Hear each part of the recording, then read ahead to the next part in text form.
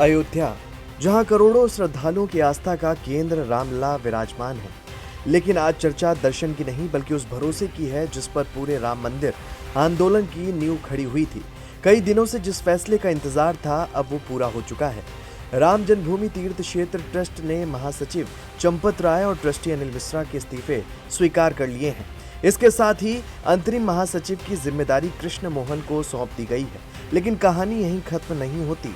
Trust के कोषाध्यक्ष गोविंद देव गिरी ने प्रेस वार्ता कर और बाद में बातचीत में कई ऐसे खुलासे किए जिन्होंने इस पूरे विवाद को नया मोड़ दे दिया है। उन्होंने माना कि चोरी का मामला ट्रस्ट के लिए शर्म और पीड़ा का विषय है। एफआईआर दर्ज कराने में असावधानी हुई। चंपत राय ने शुरुआत में इसे व्यक्तिगत स्तर पर सुलझाने की कोशिश की और प्रारंभिक जानकारी के अनुसार उनके निजी ड्राइवर की भूमिका भी जांच के दायरे में है। ऐसे में अब सवाल केवल चोरी का नहीं बल्कि ट्रस्ट की 60 करोड़ों श्रद्धालुओं के भरोसे और 2027 से पहले यूपी की राजनीति पर इसके असर का भी है। राम जन्मभूमि तीर्थ क्षेत्र ट्रस्ट की अहम बैठक में कई महत्वपूर्ण फैसले लिए गए। महासचिव चंपत राय और ट्रस्टी अनिल मिश्रा के इस्तीफे स्वीकार कर लिए गए। बैठक के दौरान दोनों मौजूद नहीं रहे। ट्रस्ट ने वरिष्ठ सदस्य कृष्ण मोहन को अंतरिम महासचिव की जिम्मेदारी भी सौंपी है। कोषाध्यक्ष गोविंद देव गिरी ने कहा कि 500 सालों के संघर्ष और लाखों राम भक्तों के बलिदान के बाद बने राम मंदिर पर चोरी का आरोप पूरे ट्रस्ट के लिए बेहद पीड़ादायक और शर्मनाक है। उन्होंने कहा कि अब नई व्यवस्था के साथ ट्रस्ट आगे बढ़ेगा और 22 जुलाई की बैठक में आगे की प्रशासनिक रूपरेखा भी तय की जाएगी। प्रेस कॉन्फ्रेंस और बाद में दिए गए इंटरव्यू में गोविंद देव गिरी ने कई अहम बातें भी स्वीकार की। उन्होंने बताया कि चंपत राय को चोरी की जानकारी पहले ही मिल गई थी, लेकिन उन्होंने भोलेपन में इसे व्यक्तिगत स्तर पर सुलझाने की कोशिश की। इसी कारण पुलिस कार्रवाई और एफआईआर में देरी हुई, जिसे उन्होंने ट्रस्ट की असावधानी माना। गिरी ने यह भी कहा कि प्रारंभिक जानकारी के मुताबिक चंपत राय का निजी ड्राइवर पूरे घटनाक्रम का प्रमुख सूत्रधार बनकर सामने आया है।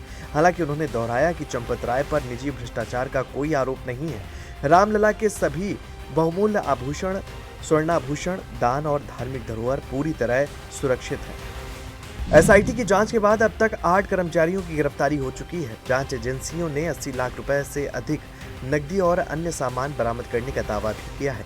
प्रारंभिक रिपोर्ट में कर्मचारियों द्वारा नकदी छिपाने और सुरक्षा व्यवस्था में गंभीर लापरवाही की बात सामने आई है। हालांकि ट्रस्ट का यह भी कहना है कि अंतिम रिपोर्ट आने के बाद ही पूरी जवाबदेही तय होगी।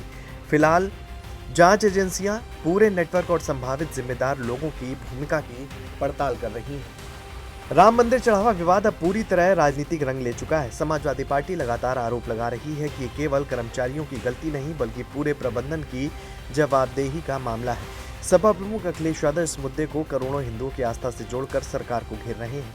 दूसरी ओर बीजेपी का कहना है कि अगर चोरी हुई तो उसी की सरकार ने एसआईटी बनाई, जांच कराई और आरोपियों को गिरफ्तार कराया। पार्टी से पारदर्शिता और कानून के शासन का उदाहरण बता रही है। यानी अब दोनों दल अपने अपने राजनीतिक नैरेटिव के साथ मैदान में उतर चुके हैं। राम मंदिर केवल एक मंदिर नहीं, करोड़ों लोगों की आस्था और विश्वास का प्रतीक है। इसलिए इस विवाद का अंत केवल गिरफ्तारियों या इस्तीफों से नहीं होगा, बल्कि असली कसौटी, निष्पक्ष जांच, पारदर्शी व्यवस्था और दोषियों पर सख्त कार्रवाई आने वाले दिनों में देखना होगा कि ये मामला ट्रस्ट की साख को फिर मजबूत करता है या 2027 तक यूपी की राजनीति का सबसे बड़ा चुनावी मुद्दा बना रहता है।